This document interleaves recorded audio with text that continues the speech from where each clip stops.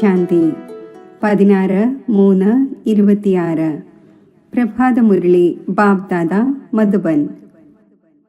ബാബു പറയുന്നു, മധുരമായ കുട്ടികളെ, നിങ്ങൾക്ക് സദ്ഗതിയുടെ ഏറ്റവും വേറിട്ട മതം ലഭിച്ചിരിക്കുന്നു.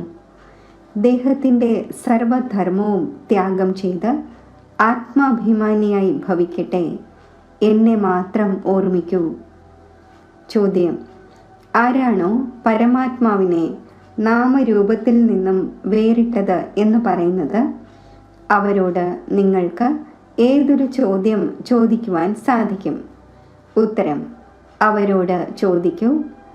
അർജുനന് അഖണ്ഡ ജ്യോതി സ്വരൂപത്തിൻ്റെ സാക്ഷാത്കാരം ഉണ്ടായതായി ഗീതയിൽ കാണിക്കുന്നു. നിർത്തൂ, എനിക്ക് സഹിക്കാൻ സാധിക്കുന്നില്ല എന്ന് പറഞ്ഞു.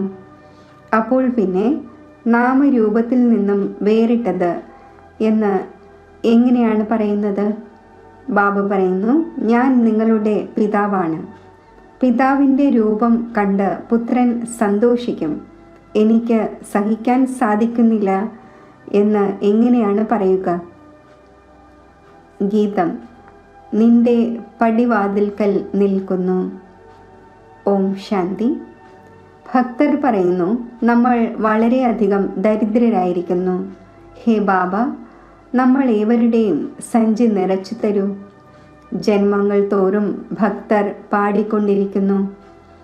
സത്യയുഗത്തിൽ ഭക്തി ഉണ്ടായിരിക്കുന്നില്ല. അവിടെ പാവന ദേവീ ദേവതമാരാണ് ഉള്ളത്.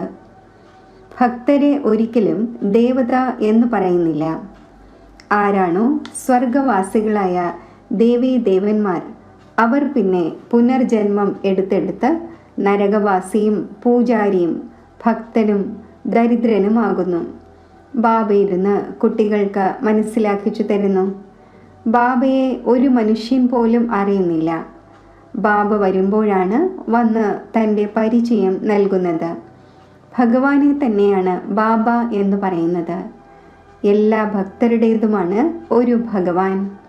ബാക്കി എല്ലാവരും ഭക്തരാണ്. ചേർച്ചിലും മറ്റും പോകുന്നു. അപ്പോൾ തീർച്ചയായും ഭക്തരായില്ലേ? ഈ സമയം സർവരും പതീതവും തമോപ്രധാനവുമാണ്. അതിനാൽ എല്ലാവരും വിളിക്കുന്നു, ഹേ പതീതരെ പാവനമാക്കുന്നവനെ വരൂ. ഹേ ബാബ, ഭക്തരായ നമ്മുടെ സഞ്ചി നിറച്ചു തരൂ. ഭക്തർ ഭഗവാനോട് ധനം ചോദിക്കുന്നു. കുട്ടികളായ നിങ്ങൾ എന്താണ് ചോദിക്കുന്നത്? നിങ്ങൾ പറയുന്നു, ബാബ, നമ്മളെ സ്വർഗത്തിൻ്റെ അധികാരിയാക്കി മാറ്റൂ. അവിടെയാണെങ്കിൽ അളവറ്റ ധനമുണ്ട്, വജ്രവൈഡൂര്യങ്ങളുടെ കൊട്ടാരമുണ്ട്. ഇപ്പോൾ നിങ്ങൾക്കറിയാം, നമ്മൾ ഭഗവാനിലൂടെ രാജപദത്തിൻ്റെ സമ്പത്ത് നേടിക്കൊണ്ടിരിക്കുന്നു. ഇത് സത്യമായ ഗീതയാണ്, ആ ഗീതയല്ല. ആ പുസ്തകവും മറ്റുമെല്ലാം ഭക്തി മാർഗത്തിനു വേണ്ടി ഉണ്ടാക്കിയതാണ്. അവർക്ക് ഭഗവാൻ ജ്ഞാനം നൽകിയിട്ടില്ല. ഭഗവാൻ ഈ സമയം നരനിൽ നിന്നും നാരായണനാക്കുന്നതിനായി രാജയോഗം പഠിപ്പിക്കുന്നു. രാജാവിനോടൊപ്പം പ്രജയും തീർച്ചയായും ഉണ്ടാകും. കേവലം ലക്ഷ്മി നാരായണൻ മാത്രമല്ല തയ്യാറാകുന്നത്, മുഴുവൻ രാജധാനിയും തയ്യാറാകുന്നു. ഭഗവാൻ ആരാണ് എന്നത് ഇപ്പോൾ കുട്ടികളായ നിങ്ങൾക്കറിയാം. മറ്റൊരു മനുഷ്യരും അറിയുന്നില്ല. ബാബു പറയുന്നു, ഓ ഗോഡ് ഫാദർ എന്ന് നിങ്ങൾ പറയുന്നുണ്ട്. അപ്പോൾ പറയൂ, നിങ്ങളുടെ ഗോഡ് ഫാദറിൻ്റെ നാമം, രൂപം, ദേശം, കാലം എന്താണ്? ഭഗവാനെയും അറിയുന്നില്ല, ആ ഒന്നിൻ്റെ രചനയെയും അറിയുന്നില്ല. ബാബ വന്ന് പറയുന്നു, കൽപ്പകൽപ്പങ്ങളിലെ സംഗമത്തിൽ വരുന്നു. മുഴുവൻ രചനയുടെയും ആദി മധ്യ അന്ത്യത്തിൻ്റെ രഹസ്യം രചയിതാവായ ഞാൻ തന്നെയാണ് വന്ന് മനസ്സിലാക്കിക്കുന്നത്. ചിലർ പറയുന്നു, ആ ഒന്ന് നാമരൂപത്തിൽ നിന്നും വേറിട്ടതാണ്, ആ ഒന്നിന് വരാൻ സാധിക്കില്ല. നിങ്ങൾക്കറിയാം, ബാബ വന്നിരിക്കുന്നു. ശിവജയന്തിയും നിരാകാരൻ്റേതാണ് പാടപ്പെട്ടിട്ടുള്ളത്. അപ്പോൾ കൃഷ്ണ ജയന്തിയും പാടപ്പെടുന്നു. ഇപ്പോൾ ശിവജയന്തി എപ്പോഴാണ് നടക്കുന്നത് എന്നത് അറിയേണ്ടതാണ്. ക്രിസ്ത്യൻസിനറിയാം ക്രൈസ്റ്റിൻ്റെ ജന്മം എപ്പോഴുണ്ടായി, ക്രിസ്ത്യൻ ധർമ്മം എപ്പോൾ സ്ഥാപിതമായി എന്ന്. ഇതാണെങ്കിൽ ഭാരതത്തിൻ്റെ കാര്യമാണ്. ഭഗവാൻ ഭാരതത്തിൻ്റെ സഞ്ചി എപ്പോഴാണ് നിറയ്ക്കുന്നത്? ഭക്തർ വിളിക്കുന്നു, ഹേ ഭഗവാനെ, സഞ്ചി നിറച്ചു നൽകൂ, സദ്ഗതിയിലേക്ക് കൊണ്ടുപോകൂ. കാരണം നമ്മൾ ദുർഗതിയിൽ കിടക്കുന്നു, തമോ പ്രധാനമാണ്. ആത്മാവ് തന്നെയാണ് ശരീരത്തോടൊപ്പം അനുഭവിക്കുന്നത്. പല മനുഷ്യരും സാധു സന്യാസിമാരും മറ്റും പറയുന്നു, ആത്മാവ് നിർലേപമാണ്. നല്ലതും മോശവുമായ സംസ്കാരം ആത്മാവിലാണിരിക്കുന്നത് എന്നും പറയുന്നു. അതിൻ്റെ ആധാരത്തിലാണ് ആത്മാവ് ജന്മമെടുക്കുന്നത്. പിന്നെ പറയുന്നു ആത്മാവ് നിർലേപമാണ് എന്ന്. ഇത് മനസ്സിലാക്കിച്ചു കൊടുക്കുവാൻ കഴിയുന്ന ഒരു ബുദ്ധിമാനായ മനുഷ്യനുമില്ല. ഇതിലും അനേകം മതങ്ങളുണ്ട്. ആരാണോ വീട്ടിൽ നിന്നും പിണങ്ങുന്നത് അവർ ശാസ്ത്രങ്ങൾ ഉണ്ടാക്കുന്നു. ശ്രീമദ് ഭഗവത്ഗീത ഒന്നാണ്. വ്യാസനാണ് ശ്ലോകങ്ങളും മറ്റും ഉണ്ടാക്കിയത്. അത് ഭഗവാൻ പാടിയതല്ല. നിരാകാരനായ ഭഗവാൻ ജ്ഞാനത്തിൻ്റെ സാഗരമാണ്. ആ ഒന്ന് ഇരുന്ന് കുട്ടികൾക്ക് മനസ്സിലാക്കിച്ചു തരുന്നു, ഭഗവാൻ ഒന്നാണ്. ഭാരതവാസികൾക്ക് ഇതറിയില്ല. ഈശ്വരൻ്റെ ഗതിയും മതവും വേറിട്ടതാണ് എന്ന് പാടുന്നുമുണ്ട്. ഏതൊരു ഗതിയും മതവുമാണ് വേറിട്ടത്? ഈശ്വരൻ്റെ ഗതിയും മതവും വേറിട്ടതാണ് എന്നാരാണ് പറഞ്ഞത്? ആത്മാവാണ് പറയുന്നത്. ആ ഒന്നിൻ്റെ സദ്ഗതിക്ക് വേണ്ടിയുള്ള മതത്തെ ശ്രീമതം എന്ന് പറയുന്നു. കൽപ്പകൽപ്പങ്ങളിൽ നിങ്ങൾക്ക് വന്ന് മനസ്സിലാക്കിച്ചു തരുന്നു, മന്മനാഭവ. ദേഹത്തിൻ്റെ സർവധർമ്മവും ത്യജിച്ച് ആത്മാഭിമാനിയായി ഭവിക്കട്ടെ. എന്നെ മാത്രം ഓർമ്മിക്കൂ. ഇപ്പോൾ നിങ്ങൾ മനുഷ്യനിൽ നിന്നും ദേവതയായിക്കൊണ്ടിരിക്കുന്നു. ഈ രാജയോഗത്തിൻ്റെ എയിം ഒബ്ജക്റ്റ് തന്നെ ലക്ഷ്മി നാരായണനാവുക എന്നതാണ്. പഠനത്തിലൂടെ ആരും രാജാവാകുന്നില്ല. അങ്ങനെ ഒരു സ്കൂളില്ല. കുട്ടികളായ നിങ്ങളെ രാജയോഗം പഠിപ്പിക്കുന്നു എന്നത് ഗീതയിൽ തന്നെയാണുള്ളത്. ഒരു രാജാവിൻ്റെയും രാജ്യം ഇല്ലാതിരിക്കുമ്പോഴാണ് വരുന്നത്. എന്നെ ഒരു മനുഷ്യൻ പോലും തീർത്തും അറിയുന്നില്ല. ബാബ പറയുന്നു, കുട്ടികളായ നിങ്ങൾ ഇത്രയും വലിയ ലിംഗം ഉണ്ടാക്കിയിരിക്കുന്നു. അത് എൻ്റെ രൂപമൊന്നുമല്ല. മനുഷ്യർ പറയുന്നു, അഖണ്ഡ ജ്യോതി രൂപനാണ് പരമാത്മാവ്, തേജോമയനാണ്. അർജുനൻ കണ്ടപ്പോൾ പറഞ്ഞു, നിർത്തിയാലും എനിക്ക് സഹിക്കുവാൻ സാധിക്കുന്നില്ല. പുത്രന് പിതാവിൻ്റെ രൂപം കണ്ടിട്ട് സഹിക്കാൻ സാധിക്കാതിരിക്കുക, ഇതെങ്ങനെ സംഭവിക്കും? പുത്രൻ പിതാവിനെ കണ്ട് സന്തോഷിക്കുമല്ലോ. ബാബ പറയുന്നു, എൻ്റെ രൂപം അങ്ങനെയൊന്നുമല്ല. ഞാൻ പരംപിതാവാണ്. അതായത് പരത്തിലും പരത്തിലിരിക്കുന്ന പരമമായ ആത്മാവ്, അതായത് പരമാത്മാവ്. പിന്നെ പരമാത്മാവ് മനുഷ്യ സൃഷ്ടിയുടെ ബീജരൂപമാണ് എന്ന് പാടുന്നു. ഭക്തർ ആ ഒന്നിൻ്റെ മഹിമ പാടുന്നു. സത്യയുഗത്തിലും ത്രേതായിലും ആരും മഹിമ ചെയ്യുന്നില്ല. കാരണം അവിടെ സുഖമുണ്ട്. ദുഃഖത്തിൽ എല്ലാവരും സ്മരിക്കും, സുഖത്തിൽ ആരും സ്മരിക്കുകയില്ല എന്ന് പാടുന്നുമുണ്ട്. ഇതിൻ്റെയും അർത്ഥം മനസ്സിലാക്കുന്നില്ല. തത്തയെ പോലെ എല്ലാം പറഞ്ഞുകൊണ്ടിരിക്കുന്നു. സുഖം എപ്പോഴുണ്ടാകുന്നു, ദുഃഖം എപ്പോഴുണ്ടാകുന്നു. ഭാരതത്തിൻ്റെ തന്നെ കാര്യമാണല്ലോ. 5000 വർഷം മുമ്പ് സ്വർഗമായിരുന്നു. പിന്നെ ത്രേതായിൽ 2 കല കുറഞ്ഞു. സത്യയുഗത്തിലും ത്രേതായിലും ദുഃഖത്തിൻ്റെ പേരേ ഉണ്ടായിരിക്കുന്നില്ല. സുഖധാമം തന്നെയാണ്. സ്വർഗം എന്ന് പറയുമ്പോൾ വായ് മധുരിതമാകുന്നു. സ്വർഗത്തിൽ പിന്നെ ദുഃഖം എവിടെ നിന്ന് വന്നു? അവിടെയും കംസനും ജരാസന്ധിയും മറ്റും ഉണ്ടായതായി പറയുന്നു. എന്നാൽ ഇത് സംഭവ്യമല്ല. ഭക്തർ മനസ്സിലാക്കുന്നു, നമ്മൾ നൗദ ഭക്തി ചെയ്താൽ സാക്ഷാത്കാരമുണ്ടാകും. സാക്ഷാത്കാരമുണ്ടാവുക എന്നാൽ നമുക്ക് ഭഗവാനെ ലഭിച്ചു. ലക്ഷ്മിയുടെ പൂജ ചെയ്തു, ലക്ഷ്മിയുടെ ദർശനമുണ്ടായി, നമ്മൾ മറുതീരത്തെത്തിക്കഴിഞ്ഞു. അതായത് എല്ലാം നേടിക്കഴിഞ്ഞു. ഇതിൽ തന്നെ സന്തോഷിക്കുന്നു. പക്ഷേ ഒന്നും തന്നെയില്ല. അല്പകാലത്തേക്ക് സുഖം ലഭിക്കുന്നു. ദർശനമുണ്ടായി, കഴിഞ്ഞു. മുക്തിയും ജീവൻ മുക്തിയും നേടുകയൊന്നും ചെയ്തില്ല, ഒന്നും തന്നെയില്ല. ബാബ ഏണിപ്പടിയെക്കുറിച്ചും മനസ്സിലാക്കിച്ചു തന്നു.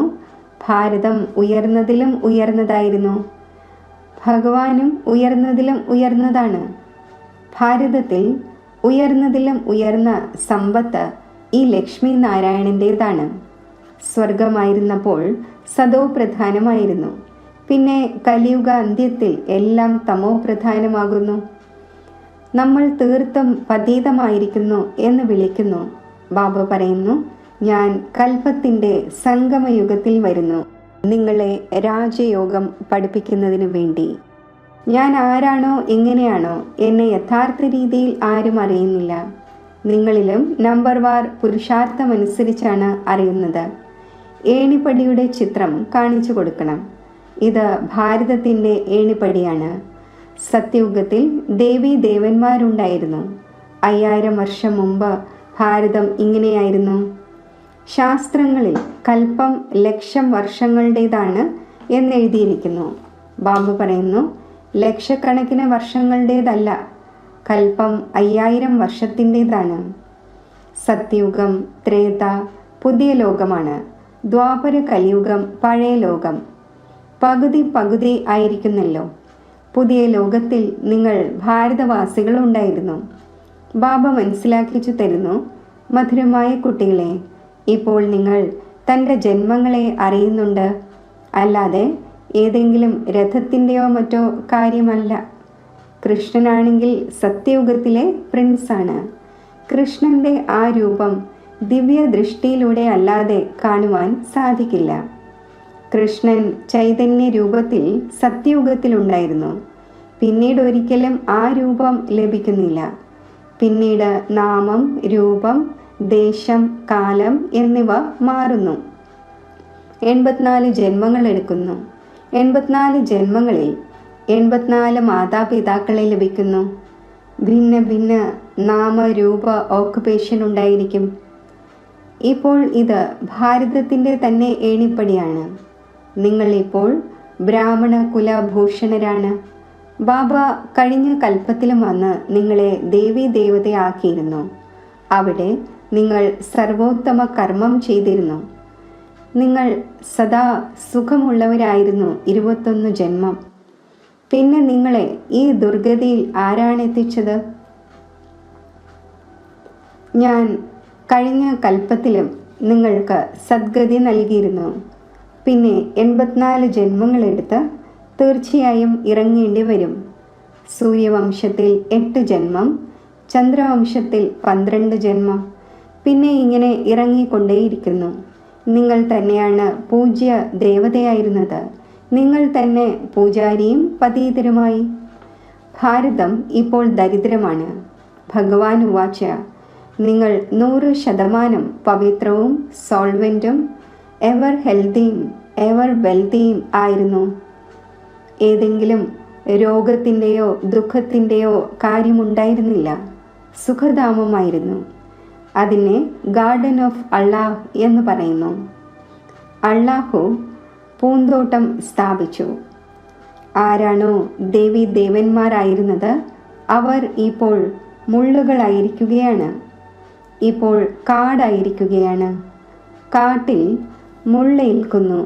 ബാബ പറയുന്നു, കാമം മഹാശത്രുവാണ്, ഇതിൻ്റെ മേൽ ജയം നേടൂ.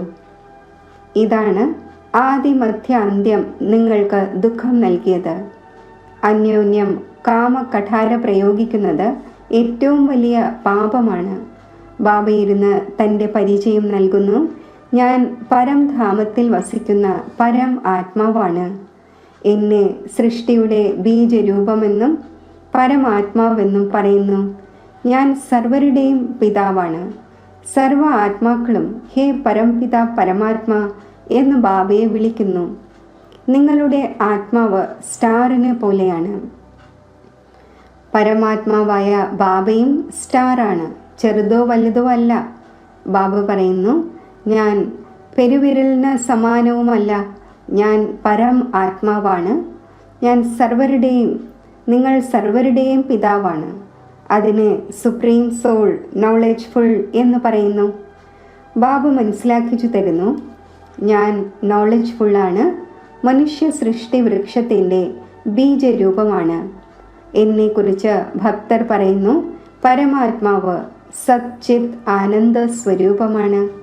ആ ഒന്ന് ജ്ഞാനത്തിൻ്റെ സാഗരമാണ്, സുഖത്തിൻ്റെ സാഗരമാണ്. എത്ര മഹിമയാണുള്ളത്! അഥവാ നാമം, രൂപം, ദേശം, കാലം ഇല്ലെങ്കിൽ ആരെയാണ് വിളിക്കുക? സാധു സന്യാസിമാർ മറ്റുമെല്ലാം നിങ്ങളെ ഭക്തിമാർഗത്തിലെ ശാസ്ത്രങ്ങളാണ് കേൾപ്പിക്കുന്നത്. ഞാൻ വന്ന് നിങ്ങളെ രാജയോഗം പഠിപ്പിക്കുന്നു. ബാബു മനസ്സിലാക്കിച്ചു തരുന്നു, നിങ്ങൾ പതീത പാവനൻ എന്ന് ജ്ഞാനസാഗരനും പിതാവുമായ എന്നെയാണ് പറയുന്നത്. നിങ്ങളും മാസ്റ്റർ ജ്ഞാനസാഗരമാകുന്നു. ജ്ഞാനത്തിലൂടെ സദ്ഗതി ലഭിക്കുന്നു. ഭാരതത്തിന് ബാബ തന്നെയാണ് സദ്ഗതി നൽകുന്നത്. സർവരുടെയും സദ്ഗതി ദാതാവ് ഒന്നാണ്. സർവരുടെയും ദുർഗതി പിന്നെ ആരാണ് ചെയ്യുന്നത്? രാവണൻ. ഇപ്പോൾ നിങ്ങൾക്ക് ഇതാരാണ് മനസ്സിലാക്കിച്ചു തന്നുകൊണ്ടിരിക്കുന്നത്? ഇതാണ് പരം ആത്മാ. ആത്മാവ് ഒരു സ്റ്റാർ പോലെ അതിസൂക്ഷ്മമാണ്. പരമാത്മാവും ഡ്രാമയിൽ പാർട്ട് അഭിനയിക്കുന്നു. ക്രിയേറ്ററും ഡയറക്ടറും മുഖ്യ ആക്ടറുമാണ്. ബാബ മനസ്സിലാക്കിച്ചു തരുന്നു, ഉയർന്നതിലും ഉയർന്ന പാർട്ട്ധാരി ആരാണ്? ഉയർന്നതിലും ഉയർന്ന ഭഗവാൻ. കുട്ടികളായ നിങ്ങൾ ആത്മാക്കളെല്ലാം ആ ഒന്നിൻ്റെ കൂടെ വസിക്കുന്നു. പരമാത്മാവ് സർവരെയും അയക്കുന്നവനാണ് എന്ന് പറയുകയും ചെയ്യുന്നു. ഇതും മനസ്സിലാക്കേണ്ട കാര്യമാണ്. ഡ്രാമ അനാദിയായി തയ്യാറാക്കപ്പെട്ടതാണ്. ബാബു പറയുന്നു, എന്നെ നിങ്ങൾ പറയുന്നത് ജ്ഞാനത്തിൻ്റെ സാഗരമെന്നാണ്.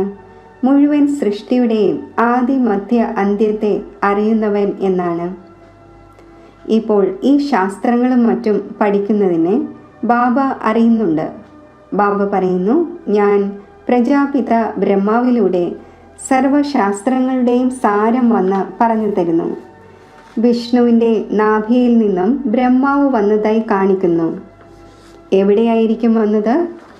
മനുഷ്യർ തീർച്ചയായും ഇവിടെയായിരിക്കുമല്ലോ ഉണ്ടാവുക. ഇദ്ദേഹത്തിൻ്റെ നാഭിയിൽ നിന്നും ബ്രഹ്മാവ് വന്നു.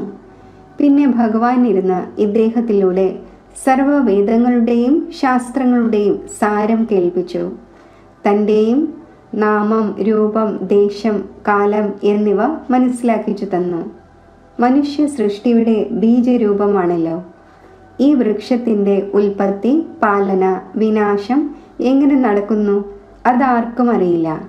ഇതിനെ വെറൈറ്റി വൃക്ഷം എന്ന് പറയുന്നു. എല്ലാവരും നമ്പർ വൈസായി തങ്ങളുടെ സമയത്ത് വരുന്നു. ആദ്യ നമ്പറിൽ ദേവീ ദേവതാ ധർമ്മത്തിൻ്റെ സ്ഥാപന ചെയ്യിക്കുന്നു. ആ ധർമ്മം ഇല്ലാത്തപ്പോൾ ബാബ പറയുന്നു, എത്ര തുച്ഛബുദ്ധിയായി പോയി. ദേവതമാരുടെയും ലക്ഷ്മി നാരായണൻ്റെയും പൂജ ചെയ്യുന്നു. പക്ഷേ അവരുടെ രാജ്യം സൃഷ്ടിയിൽ എപ്പോൾ ഉണ്ടായിരുന്നു? അതൊന്നും അറിയുന്നില്ല. ഇപ്പോൾ ഭാരതത്തിൻ്റെ ആ ദേവതാധർമ്മം തന്നെയില്ല. കേവലം ചിത്രം മാത്രം അവശേഷിക്കുന്നു. ശരി, മധുരമധുരമായ സിഖിലതെ കുട്ടികൾക്ക് മാതാവും പിതാവുമായ ബാബ് ദാദയുടെ സ്നേഹസ്മരണകൾ. Good morning. ആത്മീയ അച്ഛൻ്റെ ആത്മീയ കുട്ടികൾക്ക് നമസ്തേ. ധാരണയ്ക്കുള്ള മുഖ്യസാരം. മാസ്റ്റർ ജ്ഞാനസാഗരമായി പതീതത്തിൽ നിന്നും പാവനമാക്കാനുള്ള സേവനം ചെയ്യണം. ബാബ കേൾപ്പിച്ച സർവശാസ്ത്രങ്ങളുടെയും സാരം ബുദ്ധിയിൽ വെച്ച് സദാ ഹർഷിതമായിരിക്കണം. ഒരു ബാബയുടെ ശ്രീമത് ഓരോ നിമിഷവും പാലിക്കണം. ദേഹത്തിൻ്റെ സർവധർമ്മങ്ങളും ത്യജിച്ച് ആത്മാഭിമാനിയാകുന്നതിൻ്റെ പ്രയത്നം ചെയ്യണം. വരദാനം. വിസ്താരത്തെ സാരത്തിൽ ഒതുക്കി തൻ്റെ ശ്രേഷ്ഠ സ്ഥിതി ഉണ്ടാക്കുന്ന ബാബയ്ക്ക് സമാനം ലൈറ്റ് മൈറ്റ് ഹൗസായി ഭവിക്കട്ടെ. ബാബയ്ക്ക് സമാനം ലൈറ്റ് മൈറ്റ് ഹൗസ് ആകുന്നതിനായി ഏതൊരു കാര്യം കാണുകയോ കേൾക്കുകയോ ചെയ്യുമ്പോൾ അതിൻ്റെ സാരത്തെ അറിഞ്ഞ് ഒരു സെക്കൻഡിൽ ഒതുക്കൂ. അഥവാ പരിവർത്തനപ്പെടുത്തുന്നതിൻ്റെ അഭ്യാസം ചെയ്യൂ. എന്തുകൊണ്ട്, എന്ത് എന്ന വിസ്താരത്തിൽ പോകാതിരിക്കൂ. കാരണം ഏതൊരു കാര്യത്തിൻ്റെയും വിസ്താരത്തിൽ പോകുന്നതിലൂടെ സമയവും ശക്തികളും വ്യർത്ഥമായി പോകുന്നു. അപ്പോൾ വിസ്താരത്തെ ഒതുക്കി സാരത്തിൽ സ്ഥിതി ചെയ്യുന്നതിൻ്റെ അഭ്യാസം ചെയ്യൂ. ഇതിലൂടെ അന്യ ആത്മാക്കളെയും ഒരു സെക്കൻഡിൽ മുഴുവൻ ജ്ഞാനത്തിൻ്റെ സാരം അനുഭവിപ്പിക്കാൻ സാധിക്കും.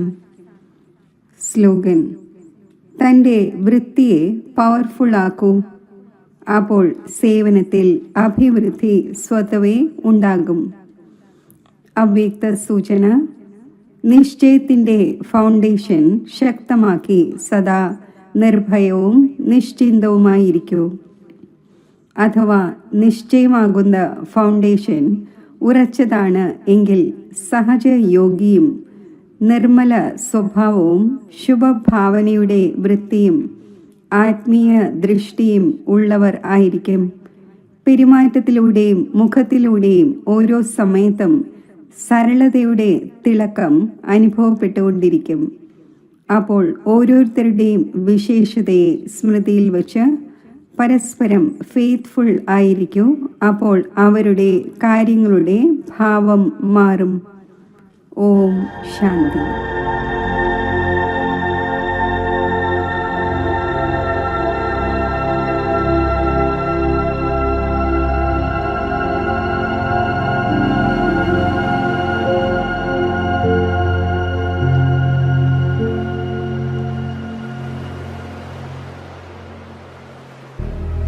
മെഡിറ്റേഷൻ.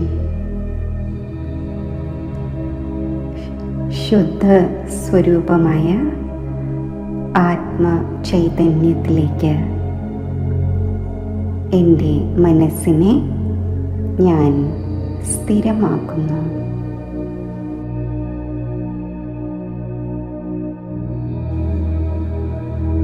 മസ്തക മധ്യത്തിൽ നക്ഷത്ര സമാനം തിളങ്ങുന്ന ആത്മജ്യോതിയിൽ മനസ്സ് സ്ഥിരമാകുമ്പോൾ അജ്ഞാനത്തിൻ്റെ ആവരണത്താൽ മറഞ്ഞിരുന്ന ആത്മാനുഭവം എന്നിൽ ഉദയം ചെയ്യുന്നു.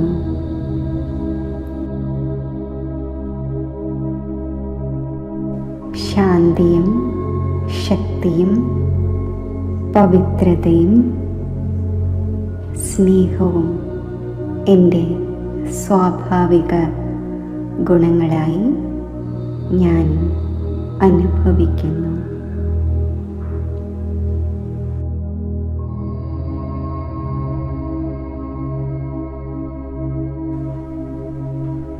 ജീവിതത്തെ ആത്യന്തികമായ ധന്യതയിൽ എത്തിക്കുന്ന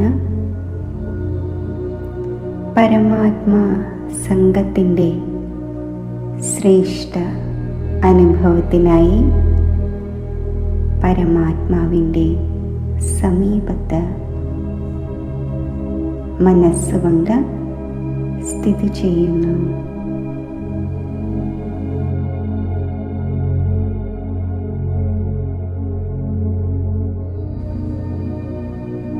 സർവ ദുഃഖങ്ങളെയും ഹരിക്കുന്ന സർവ സൗഭാഗ്യങ്ങളും നേടിത്തരുന്ന ശിവ സാന്നിധ്യത്തിൻ്റെ മംഗളദായി അനുഭവത്തിൽ ഞാൻ ലീനമാകുന്നു.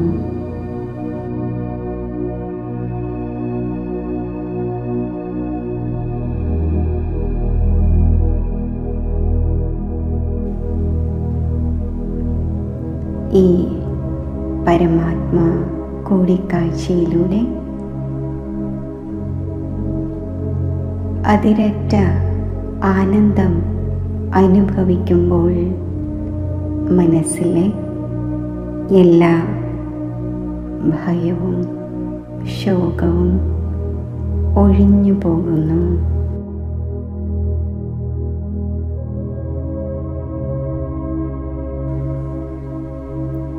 ഈ അതിശ്രേഷ്ഠ പരമാത്മാ സംഘം എൻ്റെ മനസ്സിനെ പ്രകാശിപ്പിക്കുന്നു. എൻ്റെ ബുദ്ധിയെ പ്രകാശിപ്പിക്കുന്നു. എൻ്റെ സംസ്കാരങ്ങളെ ദിവ്യവും അതിശ്രേഷ്ഠവുമാക്കി മാറ്റുന്നു.